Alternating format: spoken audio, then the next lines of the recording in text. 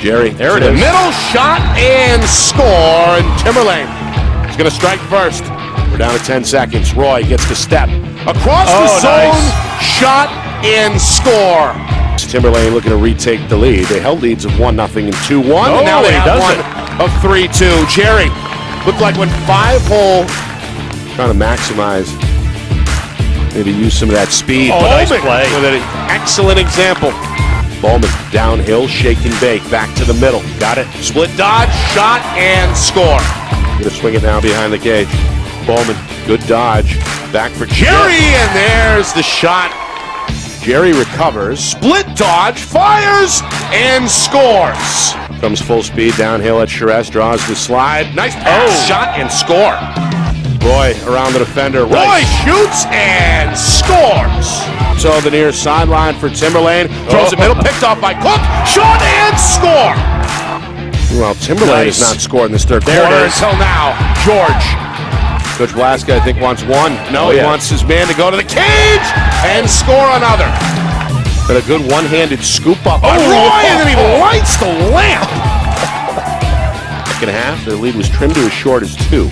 Trying to go back up 4 if they can score here. Jerry will. Oh my. The Hollisbrook line defender. Now Jerry backdoor for George. Spins and fires and scores. You know, the third quarter brought it a little more equal. George with a step down, and why not? Good game here tonight in Blastown. Timberlane, though, the better team in the end as they win it 15-7.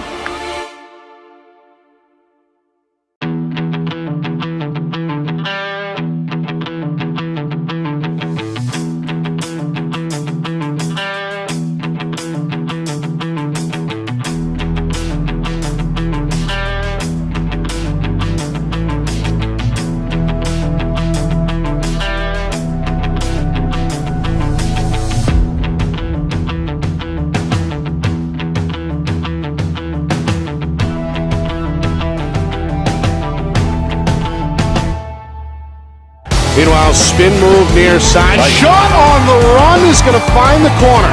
Registered his first shot a moment ago. He's going to register his first goal here. Intercepted. Campbell down the middle. Campbell fires and scores. Lynch now far side. Nice shot. Score. Johnson with a shooting lane. Bouncer up and in. Spin move. Shot and score.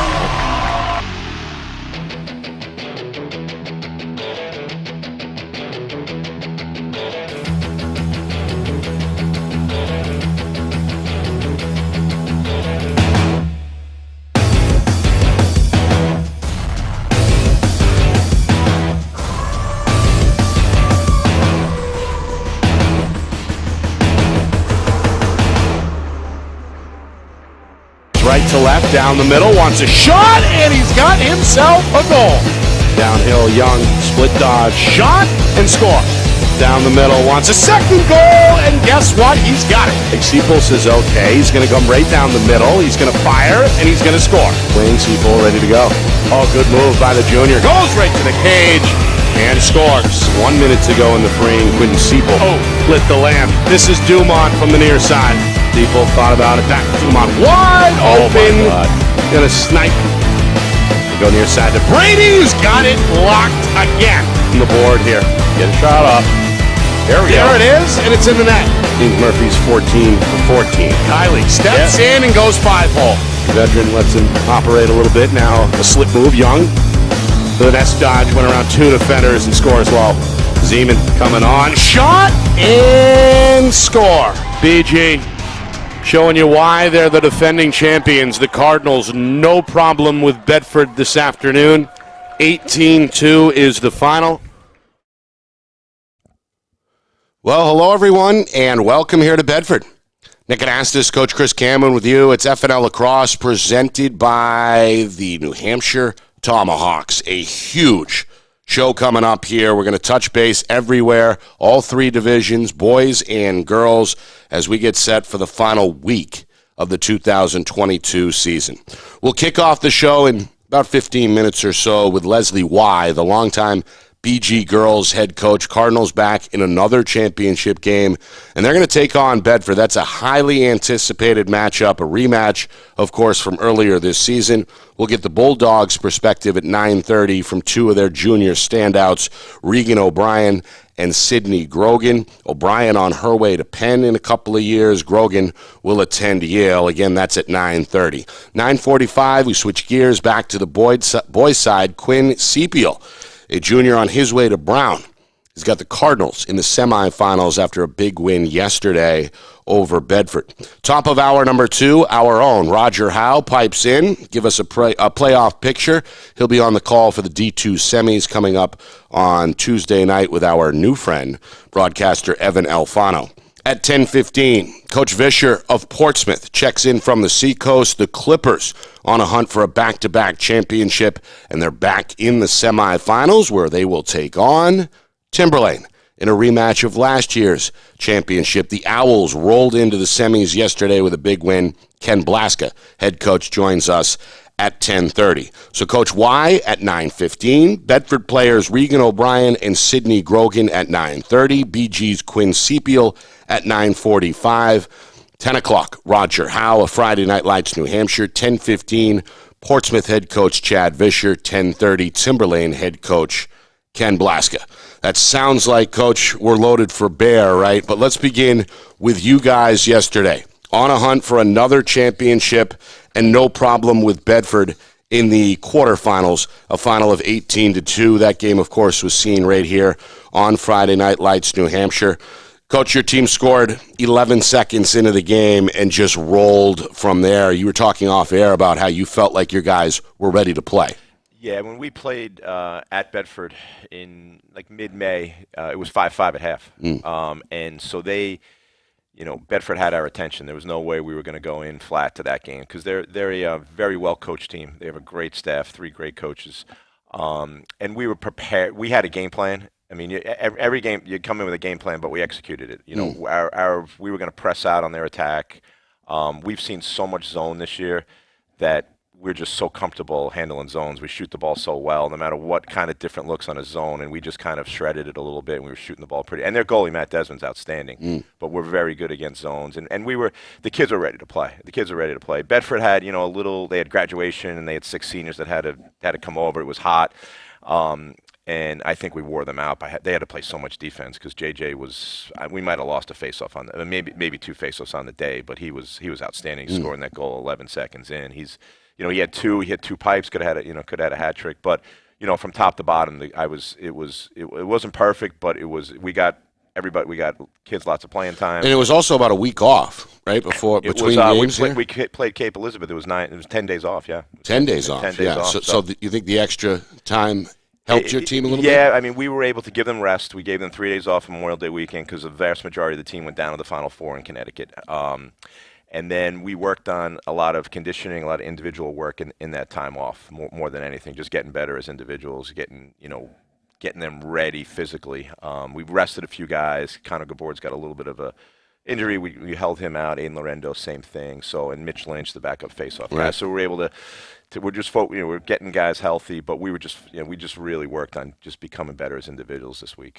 Well, it showed. 18-2. You scored the first 11 goals of the contest and ran away with it. You're going to face Pinkerton, another chapter in the latest rivalry between the Astros and the Cardinals. You saw some of the highlights during our opening intro there, that highlight package. Great job again by Craig Incardoni getting the footage over, and Ben Beals putting it together. But Pinkerton looked probably the strongest they have all season, right? 15-3 over Nashua South. They get revenge over the Purple Panthers after losing less than 2 weeks ago, and looked at times, at least yesterday, like the Pinkerton of old. Yeah, South won the wrong game. I mean, they beat them, and then Pinkerton, they got their attention. And to Coach Gaudreau's credit, we tried to get him on today, but he's coaching. He has 3 boys that play in the Bedford program, so he couldn't come on. But they had hit a low point that season at that 7-3 loss to South, where they had come off. They lost a tight 1-goal game to Exeter,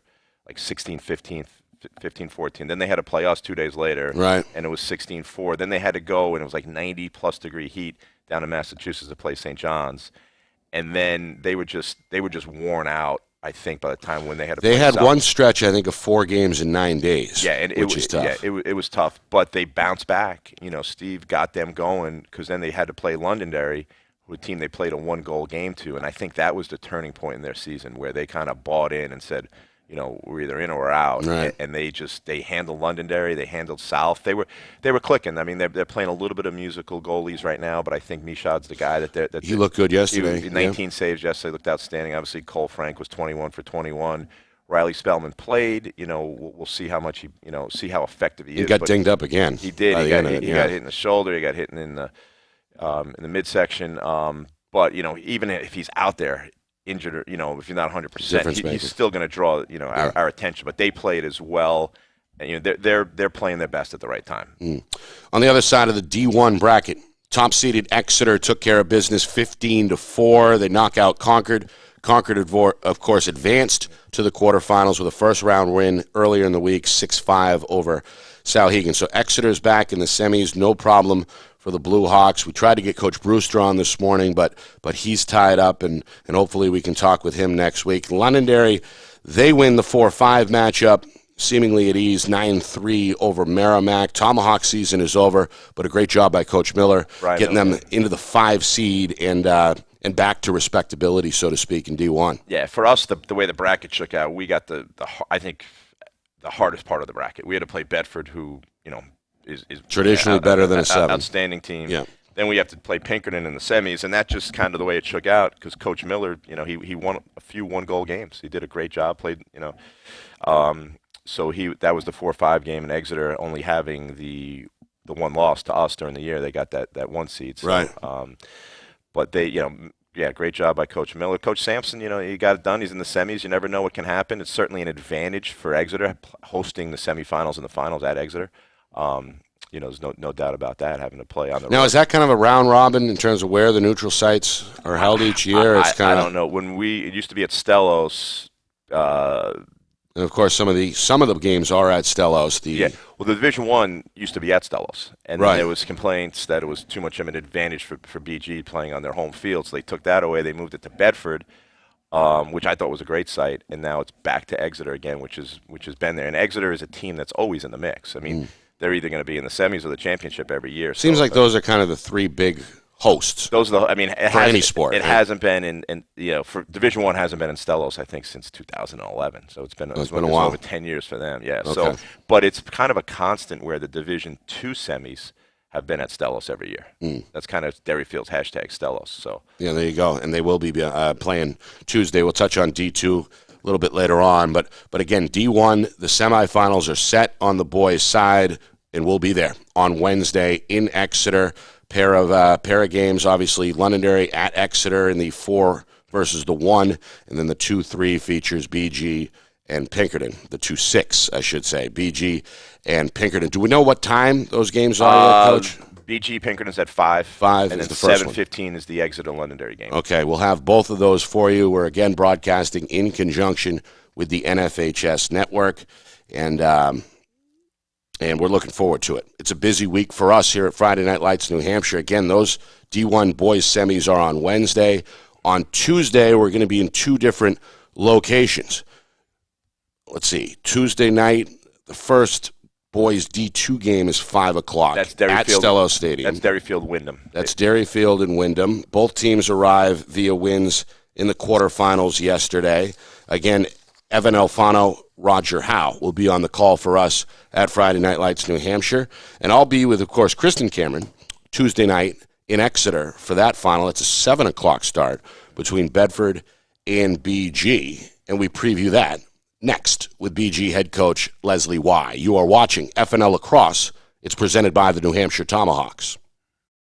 The New Hampshire Tomahawks promote the highest level of club lacrosse competition, not just in the state, but in the country. Looking to get recruited? Director Chris Cameron keeps an open dialogue with the nation's top college lacrosse coaches. Over 400 New Hampshire Tomahawks alumni have played at the college level, including the ACC, Big East, Big Ten, Ivy, NESCAC, NE10, and more. New Hampshire Tomahawks coaching staff has over 100 coaches, including current high school varsity and college coaches. The Tomahawks offer training for players of all ages, clinics, camps, and leagues, along with spring, summer, and fall elite teams. So play with the best. The New Hampshire Tomahawks, showcase and development for college lacrosse. Visit NewHampshireTomahawks.com and girls.nhtomahawks.com. Our broadcast today, as it always is brought to you by Beals Insurance Agency, with locations now in both Bedford and Londonderry. Whether you need home, auto, or business insurance, Beals Insurance will get you both the price and quality coverage that's right for you. Just call 603-471-9999 or visit BealsInsurance.com to request a free quote and start saving money today. Again, that's BealsInsurance.com. You know, we could have a new screen on that baby in less than 15 minutes. I'm Chad, the owner of New Hampshire iPhone Repair. We're New Hampshire's most trusted and convenient device repair shop. We use quality parts. Backed by our lifetime warranty. Can you fix my phone? iPhones, iPads, even Androids and tablets. We fix it all! What kind of problems can you fix? Battery problems, screen problems, water damage. Don't live with that broken device any longer. Come on into New Hampshire iPhone Repair and we'll have you fixed up in 15 minutes. Good as new. Yes! At Dead River Company, the work we do is about more than just filling up tanks. It's about the everyday moments in your home. We're here to fix your heating equipment, so you have heat and hot water for moments like this. We brave the elements, so you're always safe and warm. Anytime, day or night. Because it's moments like this that we do everything we do. Dead River Company. It's not your job to worry about the heat. It's ours. Become a customer today, and we'll be there for the moments that matter to you.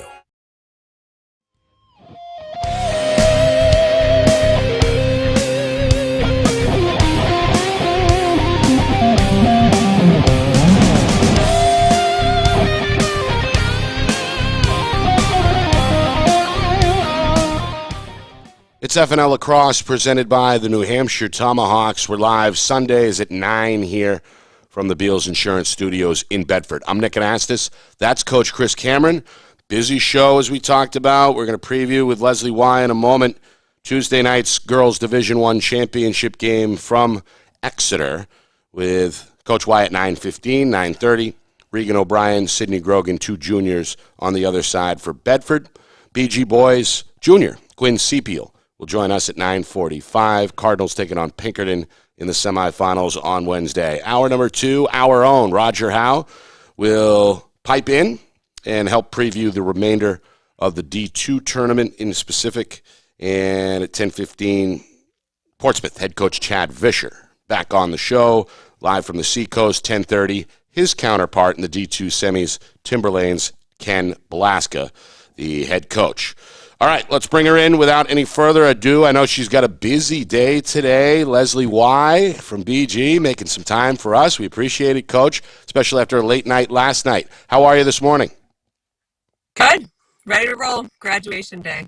Yes, graduation day. There's a party after the graduation. I'm only going to hold you for a few minutes, Coach. I know you're busy.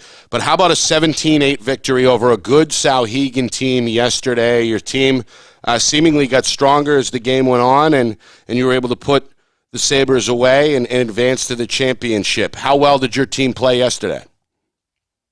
Well, the 17-8 victory yesterday did not feel like the 18-8 in-season victory against Sauhegan. They really put together a different look for us and really worked on our defense. And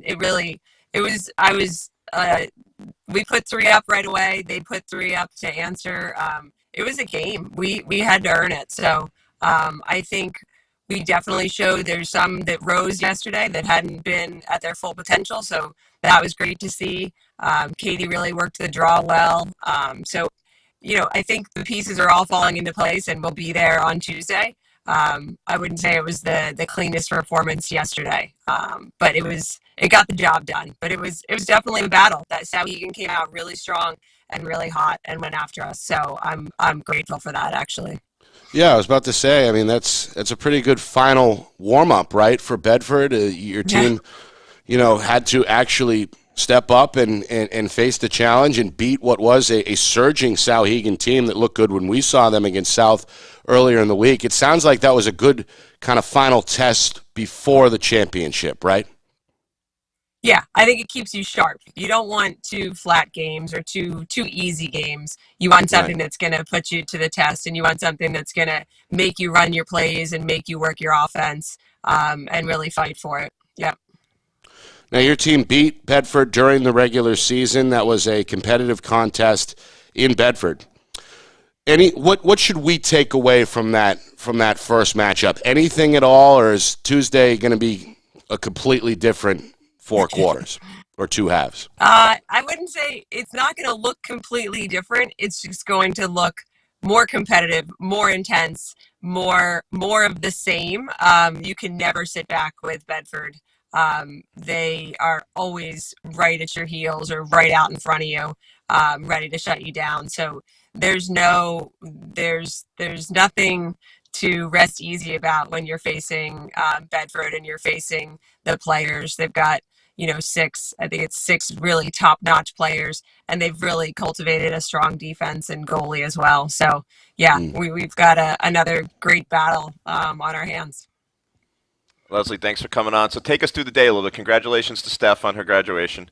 Thank you. Are you off today and then just practicing tomorrow in a final day of prep? Yep, we are off today. We've got graduation parties this morning. We've got graduation at 2, and then that runs for about 2 hours, and then we've got graduation parties after. But we are off today, but we have a nice good chunk of time tomorrow because it's our finals. So we've got a nice couple hours in the middle of the afternoon to really put some time in. And then we've got Tuesday for walkthroughs, and then the game at 7. Yeah. Coach, what do you look to do here between now and then in terms of the team? You mentioned the practice schedule. I'd imagine you go kind of light, right? Maybe review some things. I mean, what does that look like in terms of preparation, physically, mentally, for the championship? The physical preparation and the mental preparation and the emotional preparation really pivots on what I've told them. Like, I texted them last night and said, very, very proud of you. We had a bus back to Stellos all together. Everybody really enjoyed that, I think. But I said, big caps, like sleep, sleep, sleep, hydrate, eat, repeat. It's going to be it's containing the emotions. It's recovering, it's walkthroughs and some light workouts and staying focused and knowing what we've done in the past, and what our mantra's been this year is earned, not given. So, we're get ready to earn it again. But yeah, a lot of kind of emotional level setting and bringing it back down after a week long of activities of graduation and baccalaureate and all the other things they do. BG does a tremendous job with their graduation, the events they hold for seniors, but it's a lot. It's a lot of events. Yeah. So, yeah. Especially Friday practice. Like, we we practice on Friday too. It's the baccalaureate mass. So Right. we didn't have our seniors. So Leslie, take us like when did you find out that you were the 1 seed? Because when we spoke, like it looked like no matter what, based on the points, it looked like you were going to be the 2 playing Pinkerton. When did you find out that you were the 1? We found out we were the 1. I think it was on Tuesday. When did they publish Tuesday is when they put it out. Was that when you found out when they put it out? That's when you found out? Yes. Yeah. So they put it out the first time they put it out as we were the 2 seed. And I went back to our AD and I said, what happened? Like I've been talking to him every day. And he said, don't just hold on. And it got corrected and republished correctly. So when it came out the second time, it was on point. So what happened? I don't know, Chris. You may know what happened. Do you want me to walk you through it? No, that's all I need. Yeah, it was a discrepancy in the tie game, and I was just because Joe Marshallina with New Hampshire High School Sports does a great job with his playoff bracket projection. In the end, it all worked out because the 2 best teams are playing, for the championship, which we on the show back in and Bedford. I mean, we all predicted that. Yeah. Yeah. The tie got the National Federation of High School Sports does not recognize ties in girls lacrosse, and I presume boys lacrosse as well. Yeah, so no, it's. I mean, I'm hoping for a huge crowd. I mean, the momentum that women's girls sports has that you saw with the national championship, BC, North Carolina. I mean, this is what we're getting in New Hampshire. Bedford, BG, 1 versus 2 for the championship. So I'm hoping for a huge crowd that night. We got FNL there with Nick and Kristen, so it's going to be a special night. And looking forward to it. Yeah, me too. Coach. And it's last year I think it was a little deflated, not a big crowd, a rainy night, and no brochures, a lot of missing things, but really excited about this year and the coverage and having all you guys there. Yeah, it should be great. Yeah, I expect a big crowd as well in Exeter, 7 o'clock on Tuesday. Coach, good luck. Thanks again for making time for us this morning, and go enjoy the graduation festivities. Thanks again. Thank you. Thank you both. Take care. Thanks, Leslie. Thank you. Enjoy it. Again, Leslie Y., the longtime head coach with BG, 17-8, but as you said, Coach, as she said, they had to kind of grind it out at times yesterday in that victory over Souhegan in the semis. Yeah, we played, so I was not able to make it out there. But Souhegan was a team, definitely, Coach McKinley got them better. They seemed to improve as the year went on. Yeah. But it was just talent and, depth just won out there. And, it's as expected, and Pinkerton, you got to give, Coach Katie Bork, her first year at Pinkerton, they gave BG a game where BG won in overtime. They had to tie it up in the last second, won in overtime. She played a backer zone, and it was 3-0 yesterday at half versus Bedford. So, I mean, and then Bedford eventually figured that zone out. Without seeing the game, it seems like that's what happened in the second half. They scored 10 goals. They figured it out. Now you have 2, as Leslie said, Bedford has 6 really good players, and 2 of them we have coming on next. We had Julian Bell on earlier. We talked about Olivia Matthews early this year, and now we have Sydney and both juniors too. So they'll be back. Both juniors, and their whole thing is beating BG because they've been this close. Last year they lost in the semis, but it really was the championship. It was the closest game of the tournament. 2-goal game. Right. So they've had BG on their radar. Since then. Yeah. So. And of course. It's really a rivalry that's growing across the board, right? I mean, you had basketball. They met in consecutive championships, right? At least, I mean, those 2 teams have been at the top of the basketball for, I want to say, a while now. 8 years almost, 10 years. But, lacrosse is 2 great coaches, 2 great programs, girls athletes that like to compete. And it's going to be, hopefully the refs, let them play a little bit. It's kind of like the NBA championship game 1 Celtics. I'm all over the map now, but they let them play a little bit. It was a great game. Yeah. So let them play. Let the athletes play. And it seems like so far that's been the approach, at least from the games we've been at. The officials have let a little bit more go than what I noticed that they were whistling earlier in the regular season. Yeah, there have been some rule changes to speed things up, especially with the restarts. So it's a great game for any. For the better too. Definitely. I think for the better for anybody that's debating. Obviously you could watch it. Either watch it live or get out there because it's going to be an electric atmosphere. Yeah. All right. On the other side, Regan O'Brien and Sydney Grogan. Great 1-2 punch, both juniors at Bedford. They beat Pinkerton with a big second half yesterday, 12-3, and will face Bishop Girton on Tuesday night. Those two young ladies are next. You are watching FNL Lacrosse. It's presented by the New Hampshire Tomahawks. The New Hampshire Tomahawks promote the highest level of club lacrosse competition, not just in the state, but in the country. Looking to get recruited? Director Chris Cameron keeps an open dialogue with the nation's top college lacrosse coaches. Over 400 New Hampshire Tomahawks alumni have played at the college level, including the ACC, Big East, Big Ten, Ivy, NESCAC, NE10, and more. New Hampshire Tomahawks coaching staff has over 100 coaches, including current high school varsity and college coaches. The Tomahawks offer training for players of all ages, clinics, camps, and leagues, along with spring, summer, and fall elite teams. So play with the best. The New Hampshire Tomahawks, showcase and development for college lacrosse. Visit newhampshiretomahawks.com and girls.nhtomahawks.com. Our broadcast today, as it always is brought to you by Beals Insurance Agency, with locations now in both Bedford and Londonderry. Whether you need home, auto, or business insurance, Beals Insurance will get you both the price and quality coverage that's right for you. Just call 603-471-9999 or visit BealsInsurance.com to request a free quote and start saving money today. Again, that's BealsInsurance.com. You know, we could have a new screen on that baby in less than 15 minutes. I'm Chad, the owner of New Hampshire iPhone Repair. We're New Hampshire's most trusted and convenient device repair shop. We use quality parts. Backed by our lifetime warranty. Can you fix my phone? iPhones, iPads, even Androids and tablets. We fix it all! What kind of problems can you fix? Battery problems, screen problems, water damage. Don't live with that broken device any longer. Come on into New Hampshire iPhone Repair and we'll have you fixed up in 15 minutes. Good as new.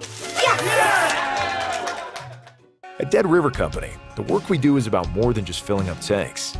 It's about the everyday moments in your home. We're here to fix your heating equipment, so you have heat and hot water for moments like this. We brave the elements, so you're always safe and warm. Anytime, day or night. Because it's moments like this that we do everything we do. Dead River Company. It's not your job to worry about the heat. It's ours. Become a customer today, and we'll be there for the moments that matter to you.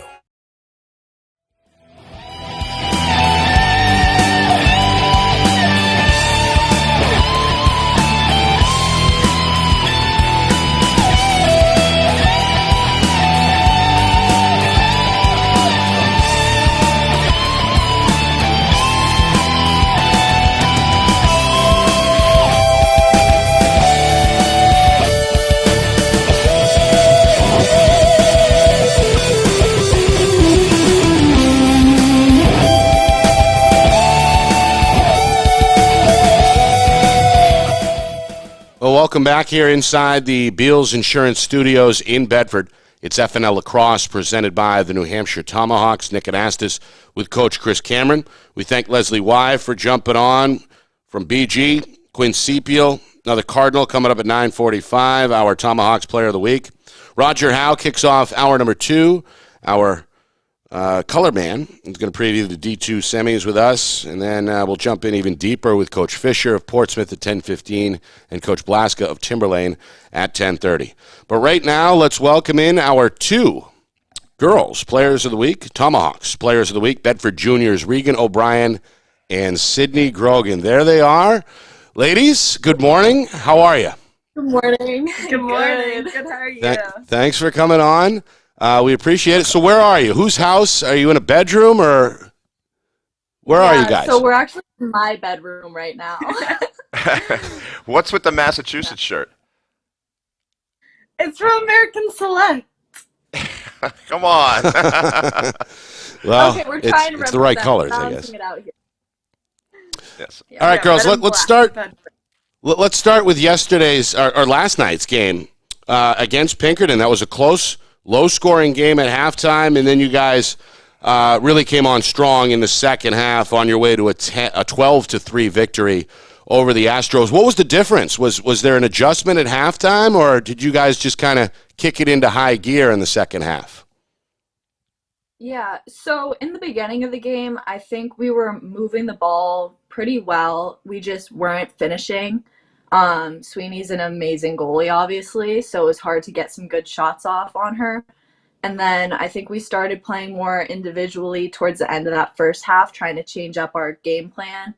And then going into halftime, we're like, okay, like let's go back to the basics, drawing dumps, like working together. And we were able to move the ball and just realizing getting shots quick off of a feed were what's going to go. And defensively, too, Abby Widener had some monster saves out there. And I feel like that really was building the momentum, pushing it into the offense, getting it out of the defense, and just pushing it onto Sweeney and their defense.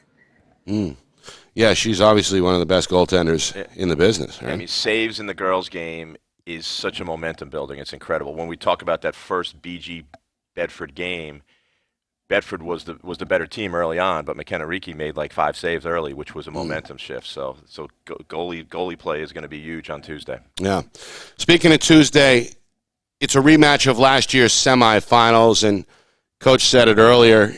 Imagine that you guys have really been looking forward to it since you lost to BG in the playoffs last year. I mean, how much anticipation is going into Tuesday? Is this one really what it's been about for the last year or so for you two?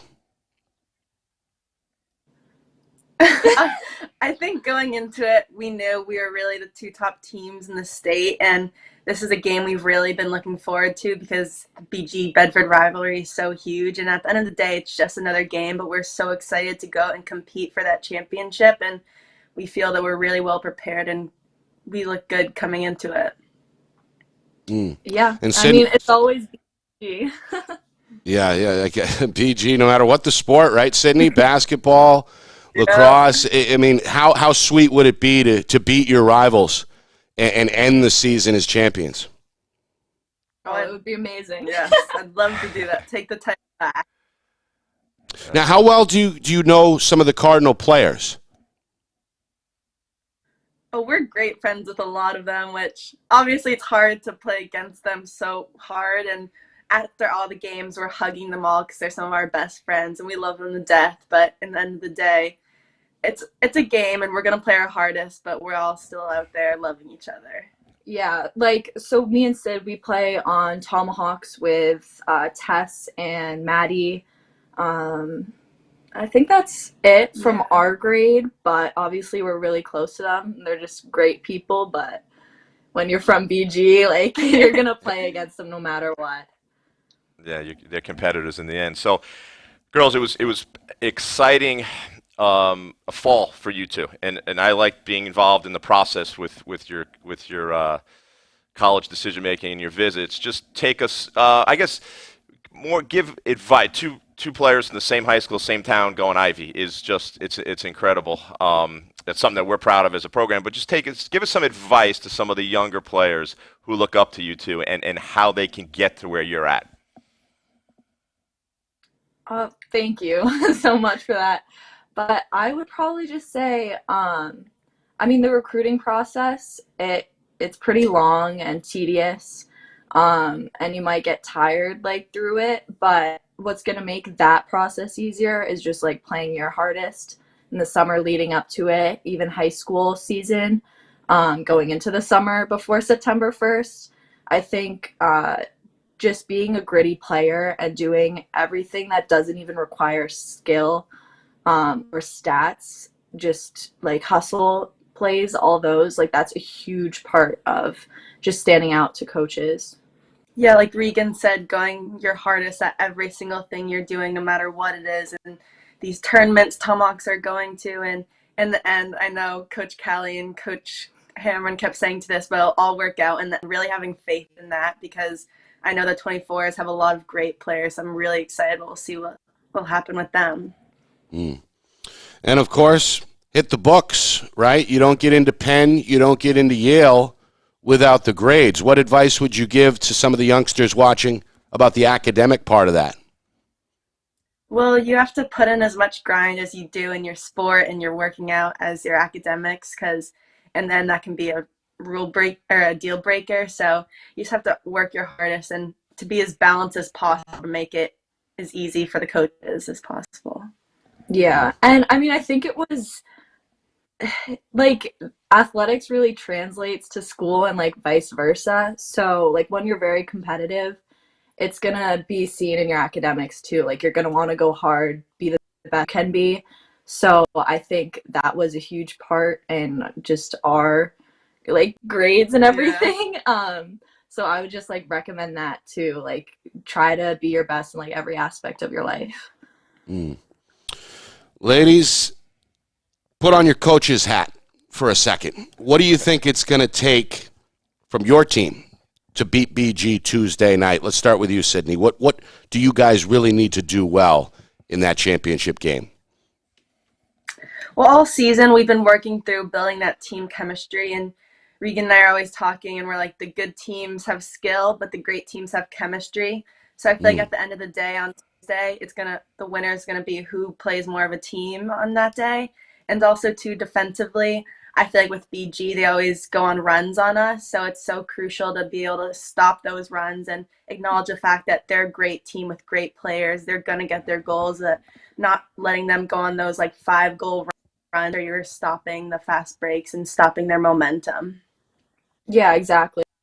I was just going to say on offense, just working together is a huge part of it. The chemistry, obviously. Just going hard every play. We can't get tired out. We just have to keep pushing it. And I'm confident with the 7 girls we have on the offensive end. Maddie Kiley, she really stepped up yesterday. She was huge for us. Eliana, she's insane on the just off-ball cuts. She finishes just almost every time. She's incredible. Julian too, she's so helpful with the pushes and works amazing with Liv. Like, I'm happy with our chemistry thus far this season. The good teams have skill, the great teams have chemistry. I wrote that down. I like that. That's great stuff. All right, ladies, good luck, obviously, on Tuesday night. Good luck with the rest of the school year as well, and good luck moving forward. We're going to see you guys, I'm sure, again down the road, one way or the other, next year as well. But good luck Tuesday, and we appreciate you making time for us here this morning. Thanks again. Yeah, Thank you for so having us. Thank you. That again, Regan O'Brien on the left, Sydney Grogan on the right, both Bedford juniors and both Tomahawk Players of the Week here on FNL Lacrosse. Yeah, we couldn't pick between the two of them. I mean, they both add. Regan's just a dynamic offensive player. Where you talk about going on runs, she could score 4 or 5 goals in a 5-minute stretch. And where Sydney is kind of the playmaker, more of the glue. I mean, she's going to be a unbelievable defender at the college level, where she's just a shutdown. I mean, she's going to have the Bouvier matchup. I mean, because Riley's one of the best players probably ever. Where Regan O'Brien could be next, the best offensive players ever in the state. Where Sydney has the ability to play her one-on-one, shut her down. Sydney comes up with the ground balls. She's kind of she plays with grit. She's a bulldog point guard. She plays tough. I mean, she just plays really tough. Right. So, in basketball, she's a shutdown point guard. That's the way. So she's going to get the matchup versus Bouvier. So, does BG try to switch that matchup with using some picks or they might just try to attack her. But it's going to be interesting. But I do think that Bedford, I think they're playing faster. I think that's when they're at their best. I haven't seen them, but you look at some of their scores. They're scoring more goals. I think they just played too slow against BG the first time, where they just weren't, just let your player, you're not reckless, but just let your players play, trust your players, and I think that's kind of what we're seeing. But both girls, I didn't want to ask them before the Pinkerton game, to be honest, stars of the week. I'm like, all right, we got to wait. I don't want to put any added pressure on them. Right. And they're both so deserving. How well they played, and they were so well spoken. You could see why they're going. Well, and again, the quote there rings true, right? The great teams do have chemistry. They get along off the field. They're friendly with one another, best friends often, and you can't really put a price on that sometimes, especially in a tight game. Yeah, no, I mean, I'm sure at some point in the season there's going to be a little bit of stat fighting, worried about who's getting theirs, who's not. But it seems like now is they're playing together at the most important time. I don't know if I'm sorry. What was your question? That's the comment. Sorry. Yeah. That's it. I mean, I think you touched on it, Coach, and you've seen obviously with your teams over the years as well.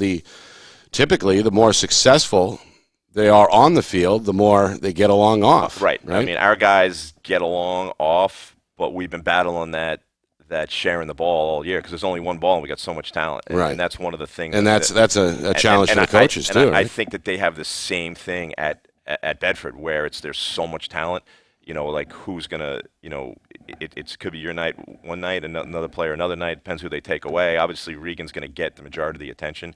It was interesting that they mentioned Maddie Kiley, because I'm sure you know the name Kiley, because Michael Kiley, she's a freshman, and she was getting a little bit of playing time, not a lot, but it seems like she stepped up and had a good day yesterday. It just, to me, it's going to be a nice night. It's not going to be super hot, so both teams don't sub that much. I mean, and if it does come to that, the deeper bench is BG. Yeah, you start to show up, right? Is BG a little bit?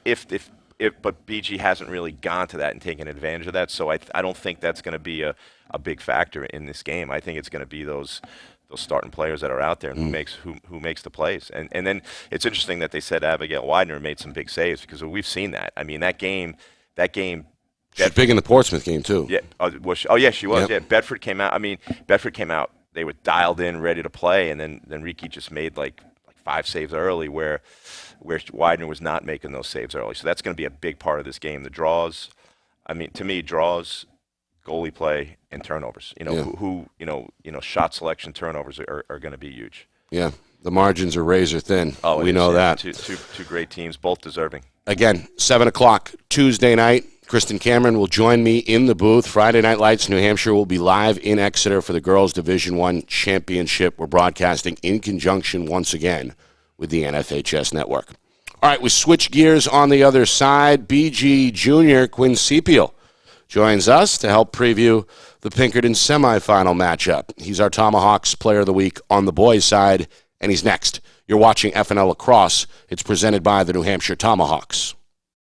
The New Hampshire Tomahawks promote the highest level of club lacrosse competition, not just in the state, but in the country. Looking to get recruited? Director Chris Cameron keeps an open dialogue with the nation's top college lacrosse coaches. Over 400 New Hampshire Tomahawks alumni have played at the college level, including the ACC, Big East, Big Ten, Ivy, NESCAC, NE10, and more. The New Hampshire Tomahawks coaching staff has over 100 coaches, including current high school varsity and college coaches. The Tomahawks offer training for players of all ages, clinics, camps, and leagues, along with spring, summer, and fall elite teams. So play with the best. The New Hampshire Tomahawks, showcase and development for college lacrosse. Visit NewHampshireTomahawks.com and girls.nhtomahawks.com. Our broadcast today, as it always is brought to you by Beals Insurance Agency, with locations now in both Bedford and Londonderry. Whether you need home, auto, or business insurance, Beals Insurance will get you both the price and quality coverage that's right for you. Just call 603-471-9999 or visit BealsInsurance.com to request a free quote and start saving money today. Again, that's BealsInsurance.com. We could have a new screen on that baby in less than 15 minutes. I'm Chad, the owner of New Hampshire iPhone Repair. We're New Hampshire's most trusted and convenient device repair shop. We use quality parts. Backed by our lifetime warranty. Can you fix my phone? iPhones, iPads, even Androids and tablets. We fix it all! What kind of problems can you fix? Battery problems, screen problems, water damage. Don't live with that broken device any longer. Come on into New Hampshire iPhone Repair and we'll have you fixed up in 15 minutes. Good as new. Yeah! At Dead River Company, the work we do is about more than just filling up tanks. It's about the everyday moments in your home. We're here to fix your heating equipment, so you have heat and hot water for moments like this. We brave the elements, so you're always safe and warm. Anytime, day or night. Because it's moments like this that we do everything we do. Dead River Company. It's not your job to worry about the heat. It's ours. Become a customer today, and we'll be there for the moments that matter to you.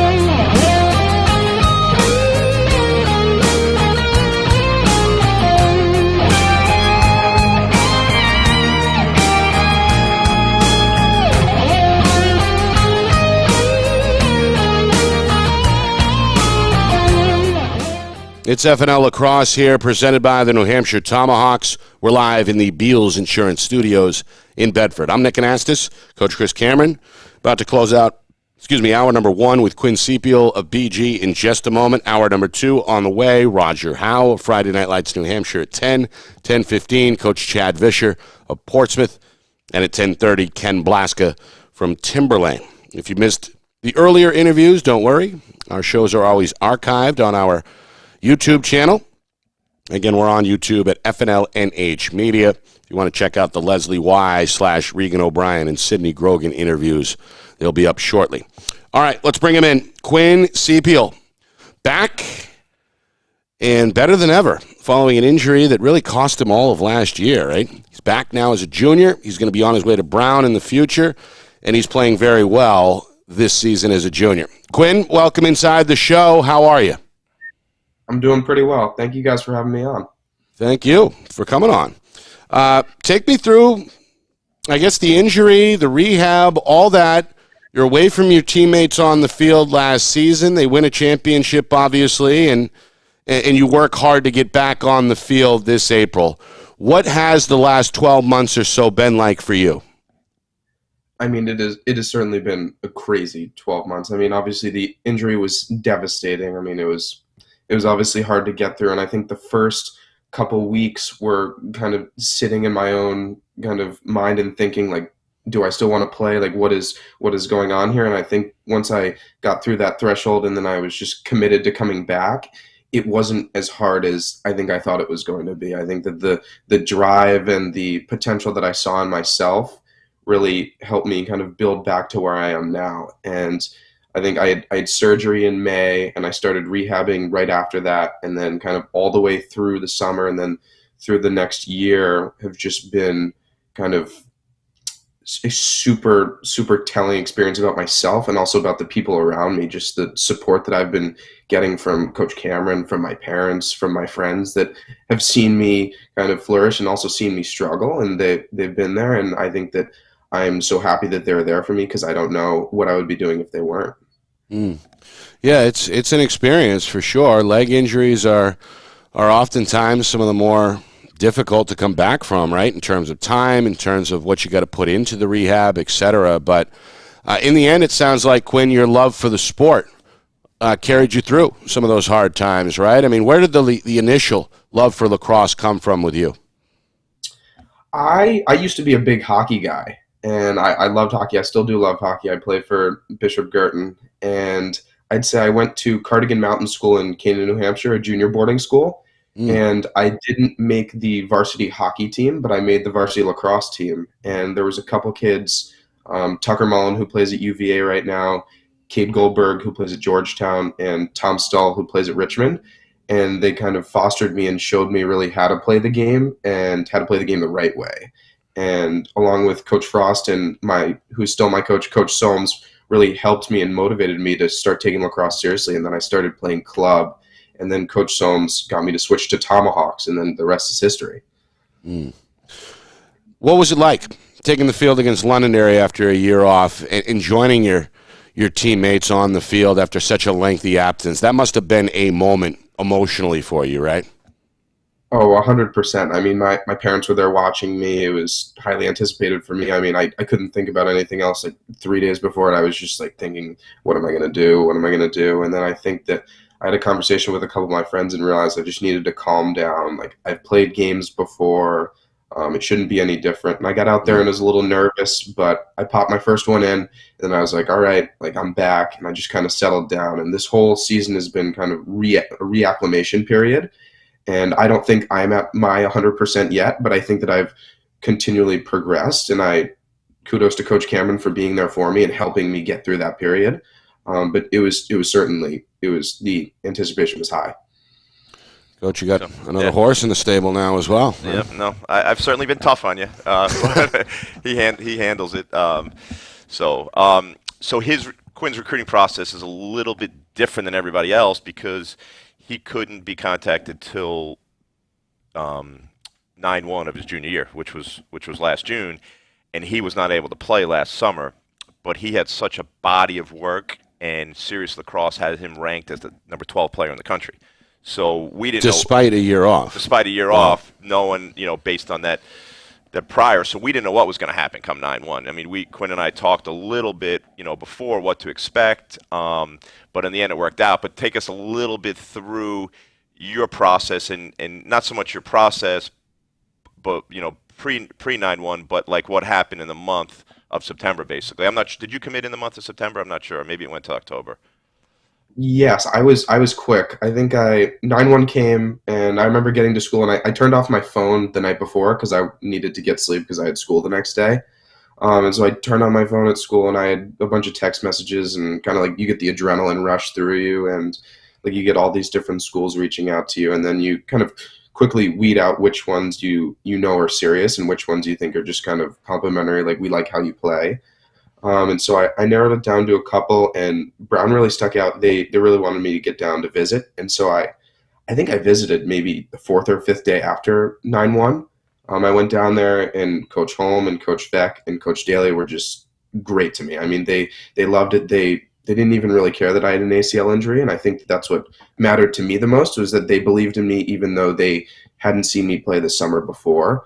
And I think that was the biggest motivation going forward, and also Brown being an Ivy League school. And so I got back from that visit and talked to my father, and I was like, I mean, is there really a better place for me? I mean, Brown University open curriculum, so you don't have to take the classes that you may struggle in. You can really push yourself and kind of design your own major, and I think that it was just kind of everything was pointing in that direction. Gives you some flexibility academically, right? Mm-hmm. Oh, 100%. Yeah. Any particular direction you're leaning towards in terms of a field of study, or is it still kind of too early and you'd rather keep your options open? I would say it's up in the air. I couldn't give you a finite answer just because I honestly don't know. I think that the good thing about going there is I have some time to decide. I mean, only being a junior, I have another year to kind of think through things and kind of decide what I want to do. But they're very open to that too. They said you could come in. You don't actually need to know what you want to do, but you can kind of find out after taking classes and deciding and seeing what's going on. Yeah, I'd say that's a good approach. We appreciate it, Quinn. Thanks for coming on, and good luck against Pinkerton on Wednesday night. We'll be there. And thanks again for joining us here on FNL Lacrosse. Thank you guys so much for having me. Thank you. And again, Quinn Sepial, the junior for the Cardinals. One of your better players, Coach, obviously on the field. And, he kind of got all the jitters and the nerves out of the way early in that season opener against Londonderry. I think he scored the first goal of the year, if I'm not mistaken. And maybe he went on he went on a tear early in that first half, and then and really hasn't looked back since, right? Yeah, it's been steps where I think a lot of it's more mental than anything. Because when you talk to Dr. Bouvier, who was part of his rehab, you talk to Ben Brownsberger, who handled him with the ARP and the rehab, and then Scott Prunier at Top Fitness, all kind of, he had a team behind him, and they wanted me to see how he felt after, like, how he looked, and he looked great to me. But there was a player, Nick Bedreau, who's also going to Yale, not Sidney Grogan's class, but a year older, and we played against him at Cape Elizabeth, and he wasn't wearing a brace. So there's all these different things, and Quinn's, Brian and Sean, who came back, they're at the first practice on Tuesday, and they were like, whoa. He's got a burst. They couldn't believe. I mean, so he's.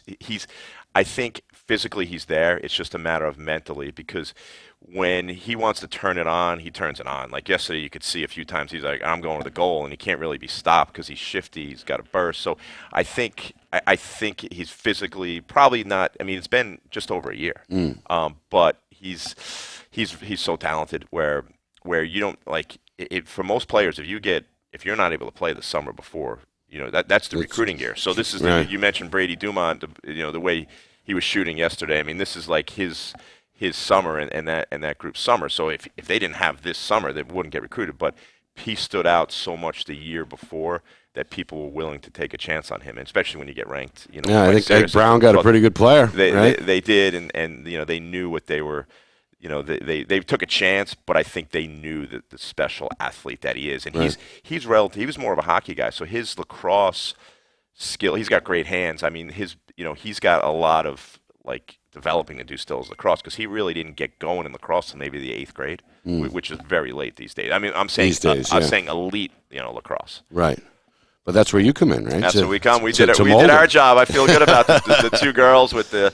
I mean, both Sydney and Regan had interesting. I mean, the being so close to each other, like who'd you talk to on 9-1, and that was like where'd you make your visits, and it was the same thing with Quinn, where he just turned off his phone, and it's an exciting process, but it worked out for all three of our stars of the week. Yeah, absolutely. Bright futures for all three juniors. We appreciate them jumping on.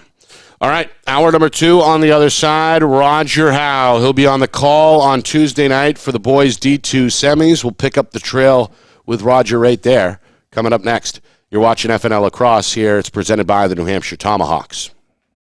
The New Hampshire Tomahawks promote the highest level of club lacrosse competition, not just in the state, but in the country. Looking to get recruited? Director Chris Cameron keeps an open dialogue with the nation's top college lacrosse coaches. Over 400 New Hampshire Tomahawks alumni have played at the college level, including the ACC, Big East, Big Ten, Ivy, NESCAC, NE10, and more. New Hampshire Tomahawks coaching staff has over 100 coaches, including current high school, varsity, and college coaches. The Tomahawks offer training for players of all ages, clinics, camps, and leagues, along with spring, summer, and fall elite teams. So play with the best. The New Hampshire Tomahawks, showcase and development for college lacrosse. Visit NewHampshireTomahawks.com and girls.nhtomahawks.com. Our broadcast today, as it always is brought to you by Beals Insurance Agency, with locations now in both Bedford and Londonderry. Whether you need home, auto, or business insurance, Beals Insurance will get you both the price and quality coverage that's right for you. Just call 603-471-9999 or visit BealsInsurance.com to request a free quote and start saving money today. Again, that's BealsInsurance.com.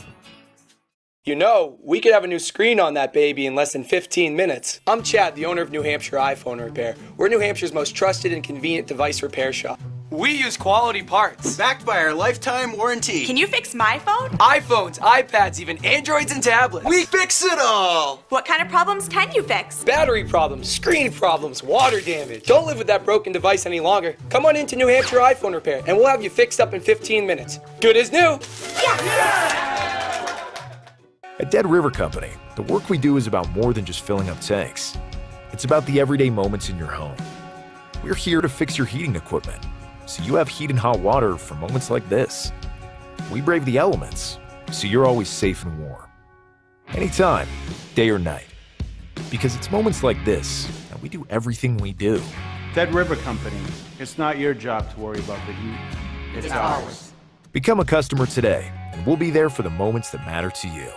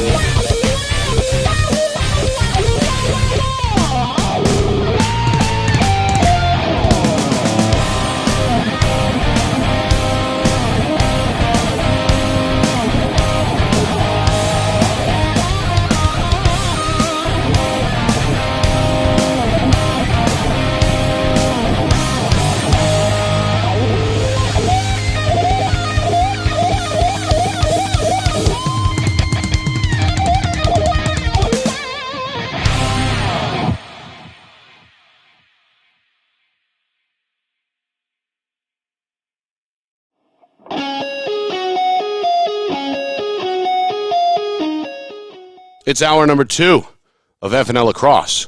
It's all presented by the New Hampshire Tomahawks. Nick Anastas, Chris Cameron with you from the Beals Insurance Studios in Bedford. If you missed hour number 1, no biggie.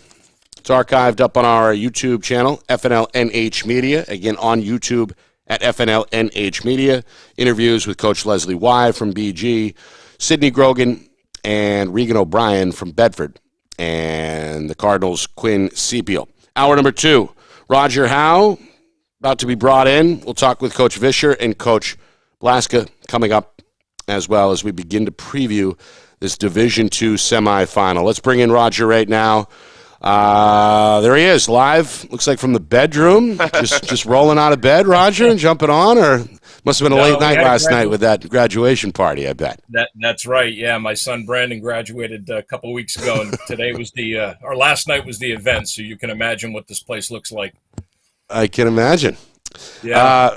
All right, let's jump into it, Roger. We're going to start with D2. You're going to be on the call with our new friend Evan Alfano on Tuesday night, 5 o'clock and 7:15. The two D2 boys semifinal games come your way here on Friday Night Lights, New Hampshire. Let's begin with the defending champ and top seed Portsmouth. We got Coach Vischer waiting in the wings in about 10 minutes or so. They're going to take on Timberlane in a rematch of last year's championship. Both teams are playing very well. Timberlane blew out St. Thomas, which was a surprise to some, 15-6 yesterday, and Portsmouth had no problem with Oyster River, 14-4. And, of course, you and I saw these two teams meet in the regular season just a couple of weeks ago. So what do you expect from this game, Portsmouth-Timberlane, Tuesday night? Well, I think that, number one, Timberlane is definitely in a spot where they really haven't been most of the season health-wise. They've had some rough spots with their roster. They started off with some rough spots, obviously with Joey Shivel not being able to play this season.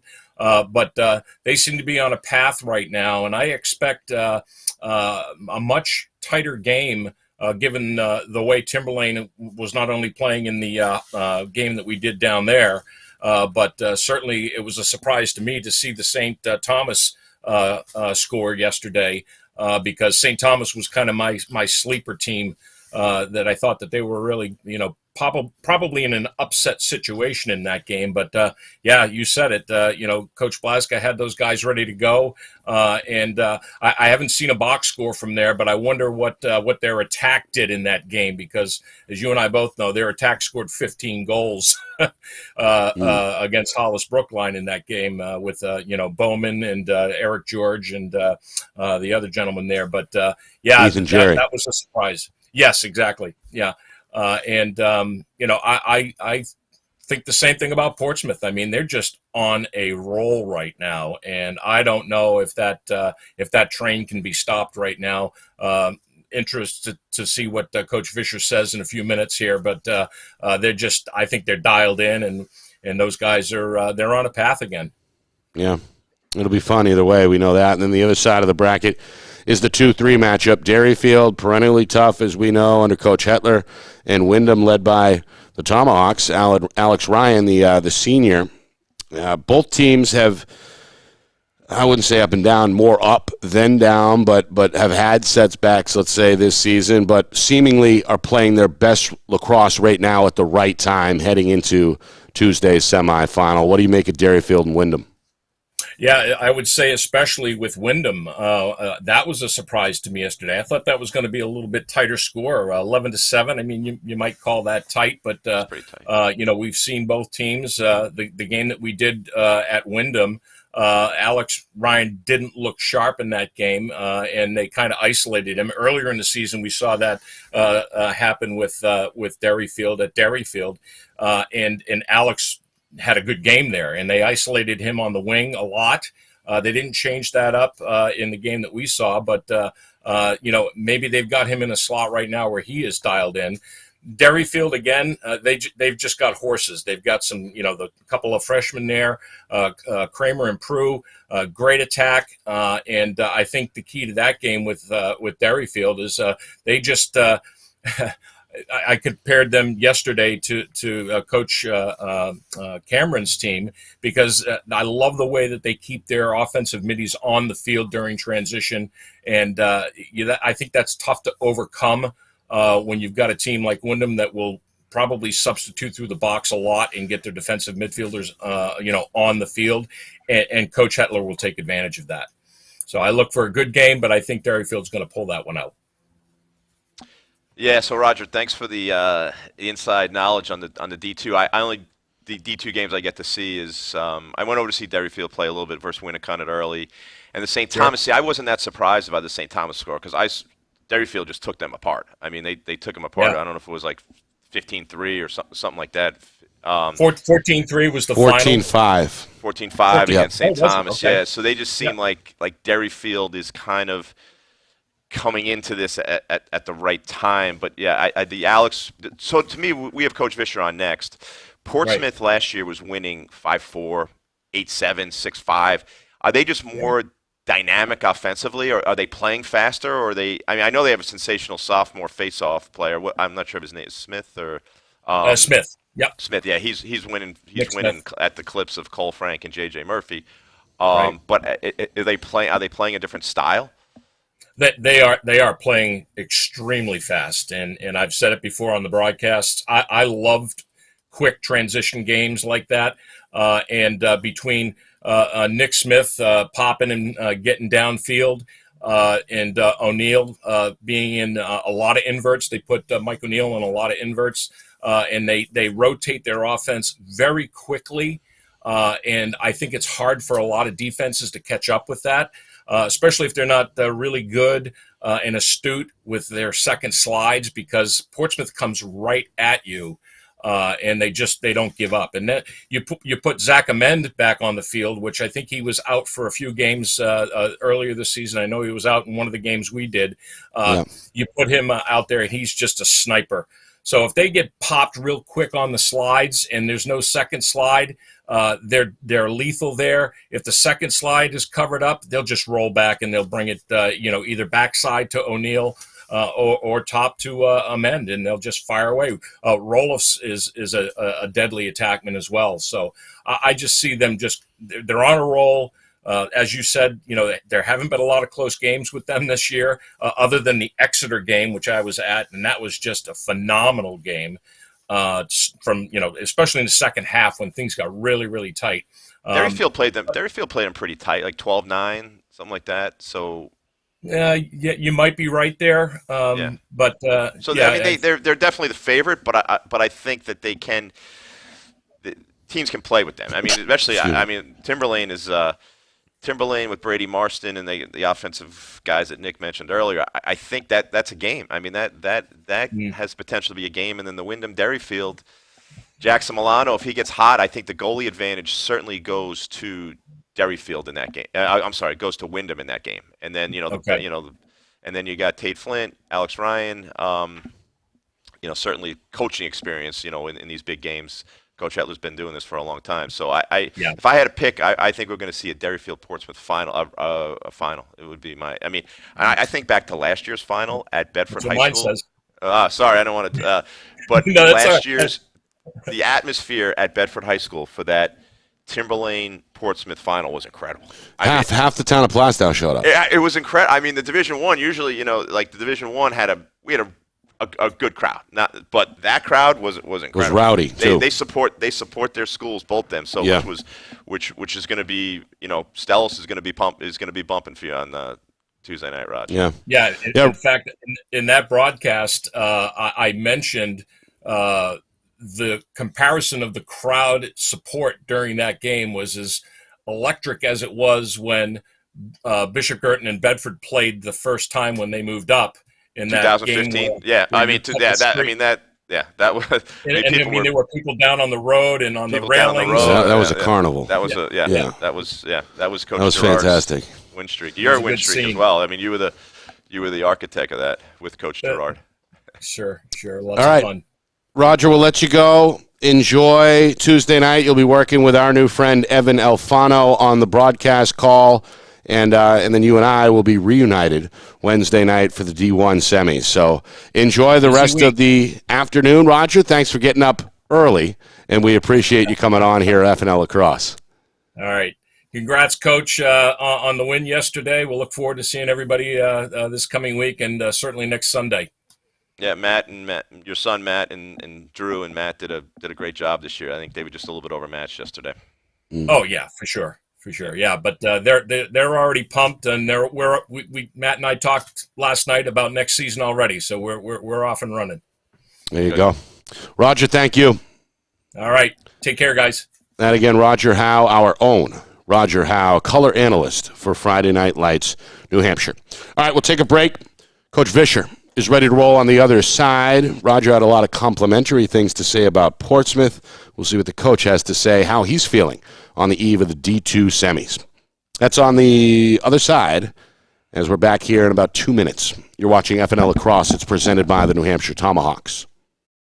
The New Hampshire Tomahawks promote the highest level of club lacrosse competition, not just in the state, but in the country. Looking to get recruited? Director Chris Cameron keeps an open dialogue with the nation's top college lacrosse coaches. Over 400 New Hampshire Tomahawks alumni have played at the college level, including the ACC, Big East, Big Ten, Ivy, NESCAC, NE10, and more. New Hampshire Tomahawks coaching staff has over 100 coaches, including current high school varsity and college coaches. The Tomahawks offer training for players of all ages, clinics, camps, and leagues, along with spring, summer, and fall elite teams. So play with the best. The New Hampshire Tomahawks, showcase and development for college lacrosse. Visit NewHampshireTomahawks.com and girls.nhtomahawks.com. Our broadcast today, as it always is brought to you by Beals Insurance Agency, with locations now in both Bedford and Londonderry. Whether you need home, auto, or business insurance, Beals Insurance will get you both the price and quality coverage that's right for you. Just call 603-471-9999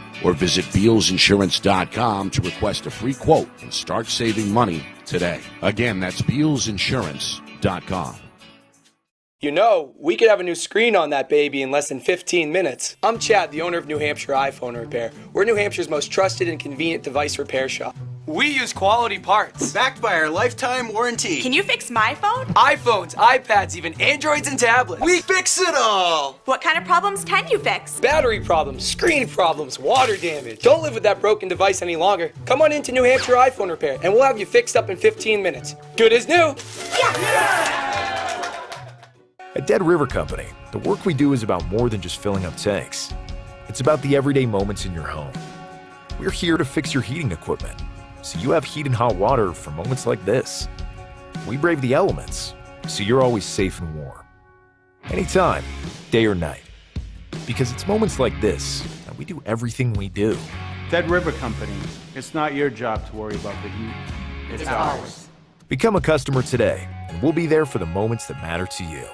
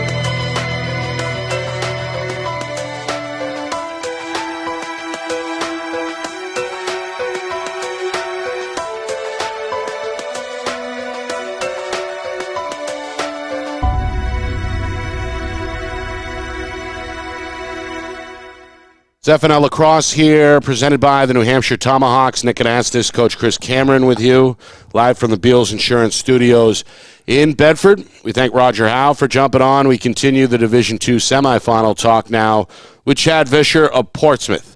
Clippers on a mission, looking for a back-to-back championship. They disposed of Oyster River yesterday by a final of 14-4 in the quarterfinals, and will take on Timberlane in a rematch of last year's championship. Let's bring him in now, live from the Seacoast, head coach Chad Vischer.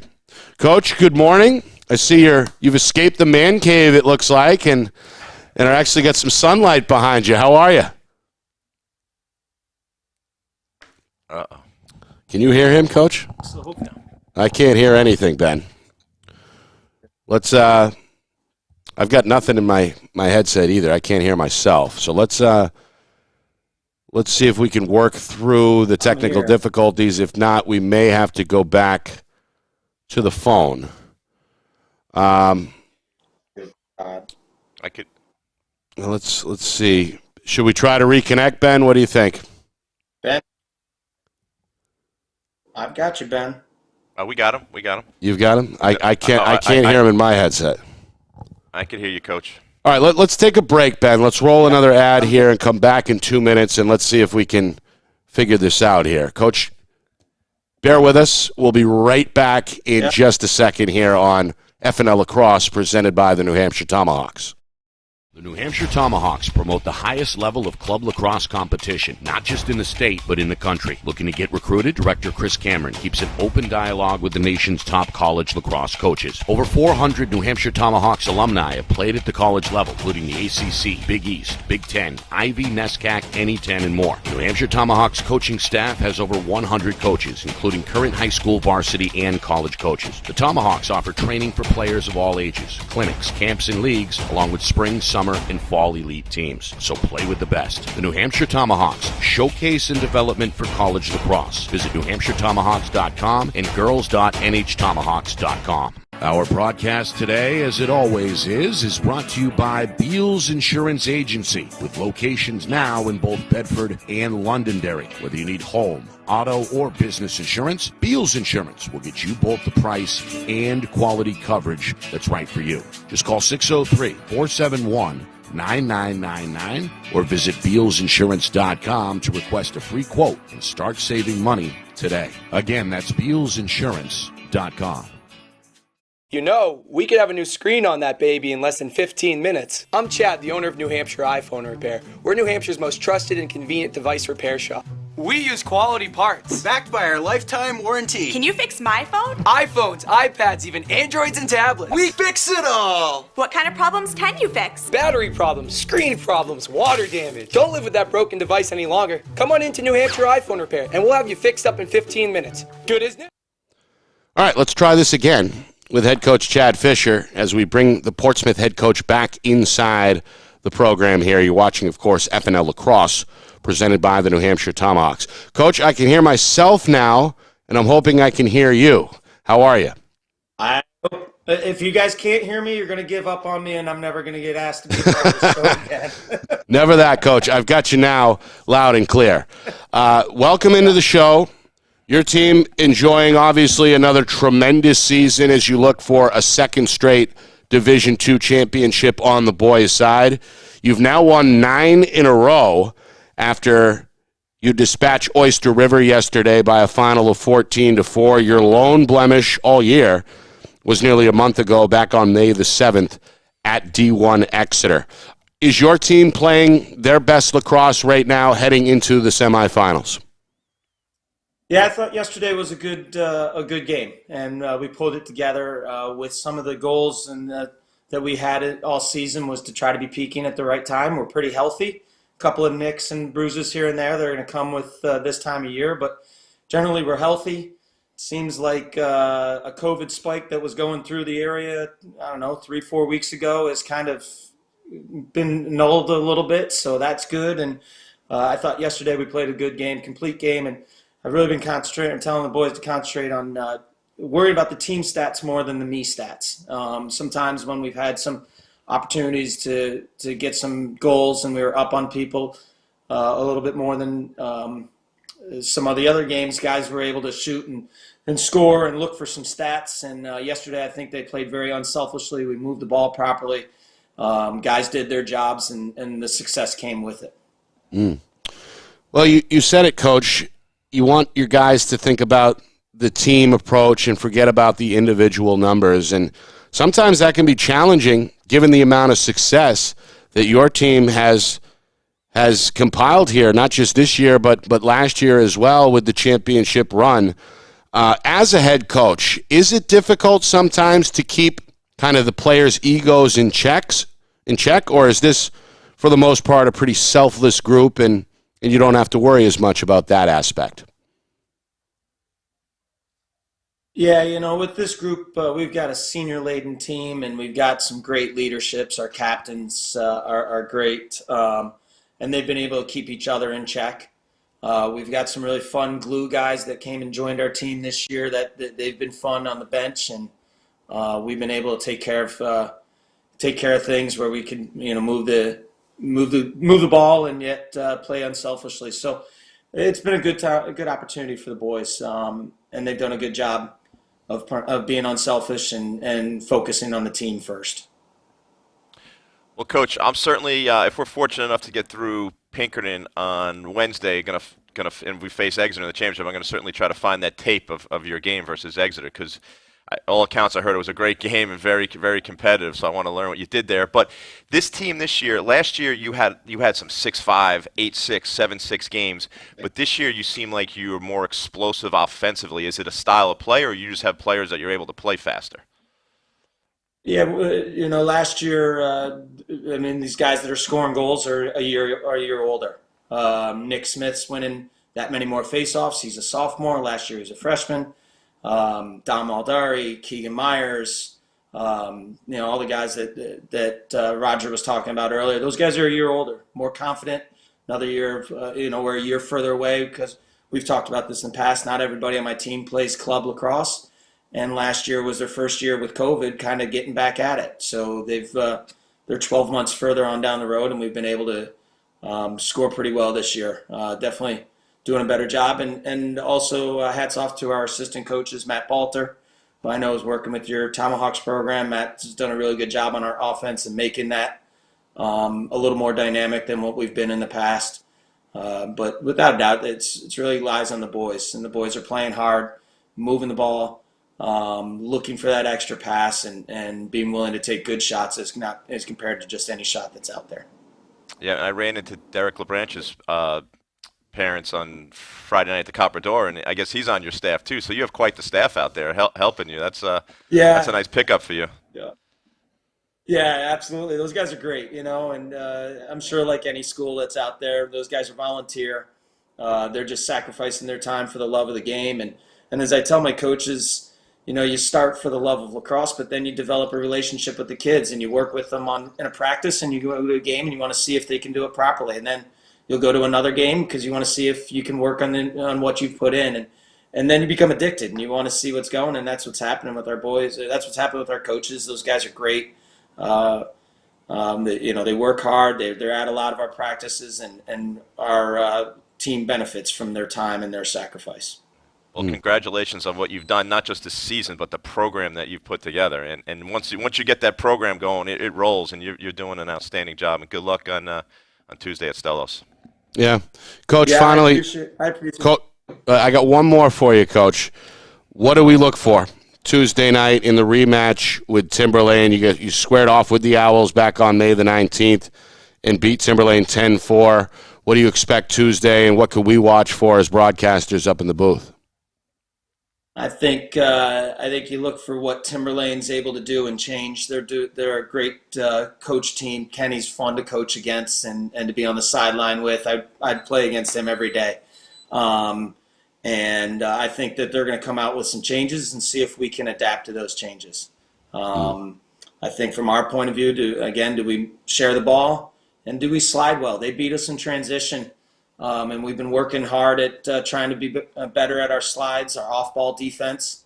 So if we can do that effectively and stop that dynamic attack that they have, I like our chances. But anytime you coach or go against Coach Blaska, you got to be on top of your game and ready for a good game and a good match. And those guys work hard.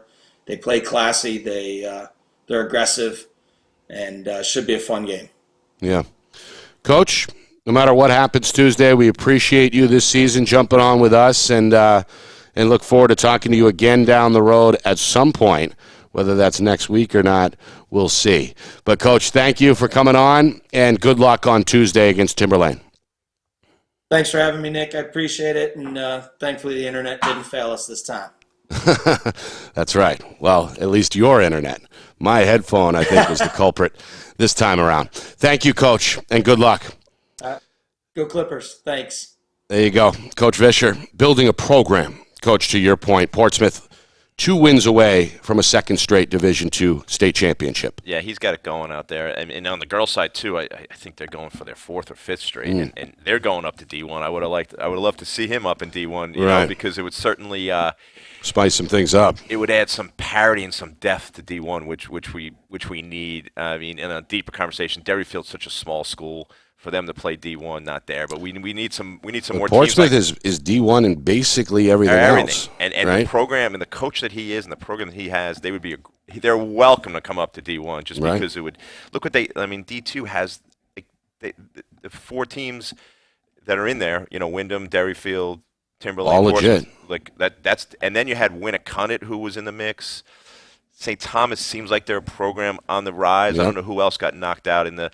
Well, Oyster River. Oyster River, now Ruppy Haley's back-to-back doing a great quarterfinals, job. right? Yeah. Ruppy's got some injuries. He said, I mean, I can't believe I'm saying this word right now. Like behind us, but Coach Fisher just said COVID hit him during the season. Ruppy Haley said that he's got an issue. He has JV guys dressing yesterday because he's got that. So we need that behind us. But right. Yeah. So I mean, the D2 has some depth and some parity, which is great for the sport. Yeah, absolutely. All right, Ken Blaska.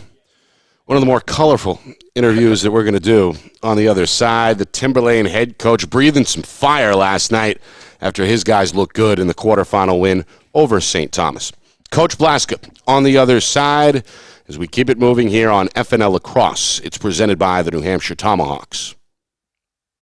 The New Hampshire Tomahawks promote the highest level of club lacrosse competition, not just in the state, but in the country. Looking to get recruited? Director Chris Cameron keeps an open dialogue with the nation's top college lacrosse coaches. Over 400 New Hampshire Tomahawks alumni have played at the college level, including the ACC, Big East, Big Ten, Ivy, NESCAC, NE10, and more. The New Hampshire Tomahawks coaching staff has over 100 coaches, including current high school, varsity, and college coaches. The Tomahawks offer training for players of all ages, clinics, camps, and leagues, along with spring, summer, and fall elite teams. So play with the best. The New Hampshire Tomahawks, showcase and development for college lacrosse. Visit NewHampshireTomahawks.com and girls.nhtomahawks.com. Our broadcast today, as it always is brought to you by Beals Insurance Agency, with locations now in both Bedford and Londonderry. Whether you need home, auto, or business insurance, Beals Insurance will get you both the price and quality coverage that's right for you. Just call 603-471-9999 or visit BealsInsurance.com to request a free quote and start saving money today. Again, that's BealsInsurance.com. You know, we could have a new screen on that baby in less than 15 minutes. I'm Chad, the owner of New Hampshire iPhone Repair. We're New Hampshire's most trusted and convenient device repair shop. We use quality parts. Backed by our lifetime warranty. Can you fix my phone? iPhones, iPads, even Androids and tablets. We fix it all! What kind of problems can you fix? Battery problems, screen problems, water damage. Don't live with that broken device any longer. Come on into New Hampshire iPhone Repair and we'll have you fixed up in 15 minutes. Good as new. At Dead River Company, the work we do is about more than just filling up tanks. It's about the everyday moments in your home. We're here to fix your heating equipment, so you have heat and hot water for moments like this. We brave the elements, so you're always safe and warm. Anytime, day or night. Because it's moments like this that we do everything we do. Dead River Company. It's not your job to worry about the heat. It's ours. Become a customer today, and we'll be there for the moments that matter to you.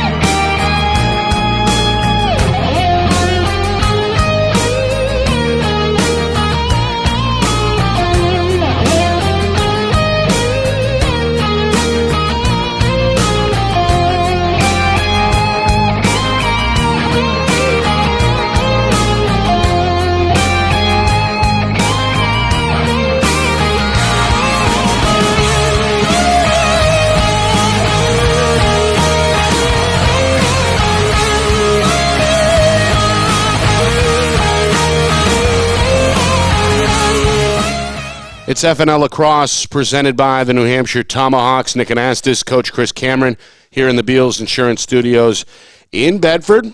Reminder, next week, season finale, 9 a.m. We'll have a championship preview on the boys' side. Later that day, all 3 games come your way, D3, D2, and then D1. So we'll have a championship edition of FNL Lacrosse next Sunday. But a lot of lacrosse still to be played between now and then. The boys' D2 semifinals are Tuesday. The girls' D1 championship is Tuesday. We bring all that to you here live on Friday Night Lights, New Hampshire, presented by Beals Insurance. We'll be broadcasting in conjunction with the NFHS network. All right, Portsmouth and Timberlane on one half of the D2 bracket. We heard from Coach Vischer a moment ago from the Clippers. Let's bring in now Timberlane's Ken Blaska live on the phone. Coach, good morning. We appreciate you joining us. How are you? I'm doing great, man. Doing great. It's always good to be alive after in the playoffs. You know what I mean? You guys are alive and well after a 15-6 victory over St. Thomas. That was the 4-5 matchup, Coach. A lot of people, except for Coach Cameron, of course, expected that to be a tighter game. Were you pleasantly surprised with just how well your team played yesterday in the quarterfinals? Yeah, I mean, we jumped out. We jumped out fast on them. They're a good team. They got a lot of weapons, and it was one of those like first quarter we pumped in 7, and it was we just had a bunch of momentum. You know what I mean? Win a face-off, or eagerly, a procedure on the face-off, giving us the ball back. It was just one of those type of games where, that the goal after goal, a little snowball, gave us, we just kept riding that momentum. So that was good.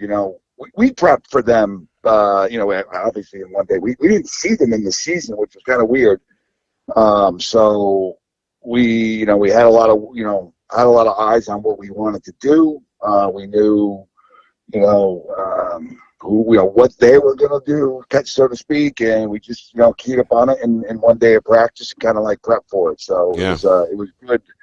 It was a good execution on our defense part and our transition. Seems like your offense has really come alive, Coach. To your point, you put up 17 in a win at Spalding to close out the regular season, 15 on Thursday in that first-round victory over Hollis Brookline, and then 15 again yesterday. The attack seemingly coming into their own here, Coach. Is this the best offensively your team has played this stretch here going into Tuesday? Yeah, it was pretty good. It was pretty good watching what we're able to do. I mean, we had a heck of a game by Braden Bowman yesterday with 10 goals, so that was pretty impressive to see. He scored 10 goals? How it works. It starts with a lot of everybody else getting touches and moving, and everyone's got to move for those things to occur. Coach, did you just say Braden Bowman had 10 goals yesterday of the 15? Yes, he did. Wow. I don't think I've ever heard anything like that. It was, we knew that they were going to come in with a shut-off. We know that's what they like to do. They like to try to take, somebody out. And they were shutting off Ethan Gary, on us. We had a huge game against Hollis. So we prepped that, and we knew what we were going to do. And it just, let us go 5v5, and I like us, 5v5 out there. Yeah. How about in net? Brady Marston is as steady as they come, right, Coach? I mean, how has he improved from the start of the season till now? It's night and day from where he started. Understand. It's tough too with young goalies. They sometimes they think the job is just between the pipes, and a lot of it comes from the voice and understanding and helping control the D. And just watching him mature in that aspect, getting a little bit more vocal to his guys and understanding, where slides come from and why we're sliding. And he's huge for us, And in that Portsmouth game when we played him, the first time, he had an unbelievable second half, only letting, gave up 3 in the second half or something. And I know they were trying to pump him in, so. And we're going to need him again on Tuesday. So, Coach, moving to Tuesday, what's the idea? Like, what kind of score do you want this? Do you want this to be up in the 15-14, or do you want this to be a 9-8 type game? I want 1-0, Coach. Well, you want a 1-0? No. Do you want a fast-paced game, or you want to just slow it down? I mean, is it going to be what tempo is better for you? I think because I've been I've been thinking a lot about this, and I've been thinking about it since the last time we played. And I think we tried to maybe do too many things that weren't our personality, and I think we just got to roll with what we do and what we do well, and then see how that goes. But we got to score more than 4. When you score more goals, it's going to be it's easier to get the win. With something like Portsmouth, it's tough because they're very good at the face, and not just the face, but their wings. So, like we just went through with Hollis. I think we won 2 face-offs versus Hollis. So there's a lot of even if you score, you now got to go play some defense again. And when they score, you got to play defense. So that makes it just a little bit tougher, So I think when we get these opportunities with the ball, we got to be careful with it. But at the same time, we got to push it and do what we do. Yeah, it's going to be a battle, Coach. How about the physicality as well? I mean, 2 physical teams, I think, colliding. The ground balls are always key in any game, any matchup. But that game Thursday against Hollis Brookline was one of the more physical games I had seen all year, in person at least. Is that part of the DNA? When you say, we kind of need to do what we do well, does the hitting, the physicality, would that factor in 2 things that you do well? Well, what's funny is that team, that Hollis team, with the amount of seniors that they have, and we knew it going in too. Like they hit hard, and we knew that opening, and we have to match physicality with physicality. We got to get dirty, especially on the ground balls. You play a team like Portsmouth, and you're going to be on turf, so it's not like a grass ground ball where you got to really, really kind of get dirty on it. But you just got to be careful, because if you go out and you start extending, you start playing like really, really aggressive on that turf, things get fast, things get quick. It's easier to pick up the ball. So I just think we need to play physical, but at the same time just under control. Underneath our feet, just keep our feet where they need to be. Watch our closeouts against a team like that, because they're shifty. All right. So yeah, good stuff, Coach. As usual, we appreciate it. Good luck. I personally won't be there. I'll be with Kristen Cameron doing the girls D1 championship, but our guys will be there, Roger Howe and Evan Alfano. So give those guys a good show, and we appreciate you coming on. Good luck again coming up Tuesday against Portsmouth. Not a word. I just want to say, I always look forward to going against, Chad. He's got a well-coached team. It's going to be a good one. They do a lot of things well, and it's good for New Hampshire lacrosse. I just like coaching against my friends and stuff like that. So Right. it's kind of cool out there when you get those things to happen. Right. Yeah, Coach Vischer mentioned that you guys play together. Is that right, in some of the men's leagues? No, we never play together, but No? it's like we feel like we're always going. And I feel lately all we do is go after each other. Well, yeah, it's been a full calendar year now. You've met in the championship. You met a couple of weeks ago in a big regular season game, and now you get another crack at him in the semis. So a budding rivalry, perhaps, between Timberland and Portsmouth. So, Coach, thanks again. We appreciate it. I'll let you go, and good luck on Tuesday. Thank you. Go Owls. Thank you. Again, that's Coach Blaska. Seems like the ultimate player's coach. A guy that is fiery. He's got kind of a gruff exterior, but he's kind of a soft kid at heart, it seems like. Good combo from a personality standpoint to have as a coach with some of these youngsters, right? Yeah, it seems like he brings the energy. He brings the energy, high knowledge. And, I asked him that question. He's kind of thinking about, he's not sure how to approach this game yet at this point, but playing the Hollis game with Justin Colby, when every face-off but 2, it kind of prepares you a little bit what he's going to. Which was odd as well. You don't usually see a team dominate the X and then lose the game. Yeah, not usually, right? I'm not sure Hollis made many saves. I think that was part. The goalie advantage went in Timberlane's favor in a big way, because Brady Marston is he's gonna win the goalie battle in most of those games in D2. But the faceoff battle, I think he's basically preparing for it because Portsmouth not only has Smith, the faceoff guy, but they have some good wing play. So the possession advantage is gonna go to Portsmouth. So he's just trying to figure out, what do you do in that situation? Right. Do you look to play fast, or do you try to keep the score down, limit the amount of faceoffs? So that's when they only scored. I think it was 10-4 last time. 10-4, yep. So they have to make some adjustments going into that game. Yeah, that regular season matchup was back on May the 19th. Not that long ago. No, a little over 2 weeks ago, but a lot can change, as we know, between now and then. Coach, your final thoughts here on anything you want to touch on here this week. Anything. I mean, the season flies by. It feels like we were in here yesterday. For me, it was a whirlwind spring. Having both Rutgers and Princeton advance to the Final Four. BG being a very young team, or on path to accomplish our goals. But we got a very strong Pinkerton team. But Tuesday is going to be exciting. I mean, you have the D2 finals at Stellos. You got the championship girls game, which was here in now. How are you going to handle the practices and that schedule between now and then with your guys? We went really hard 4 days last week as far as conditioning. I mean, we ran them pretty hard, but we're going to scale that back. I mean, almost like the haze in the barn at this point. You want to be more fresher because you're not going to be able to get yourself in better condition. Right. You want to be fresher. So we're working on freshness. And of course, you got all the graduation stuff to deal with too. Yeah, right, I told our kids. My message was very similar to Leslie's message. Let's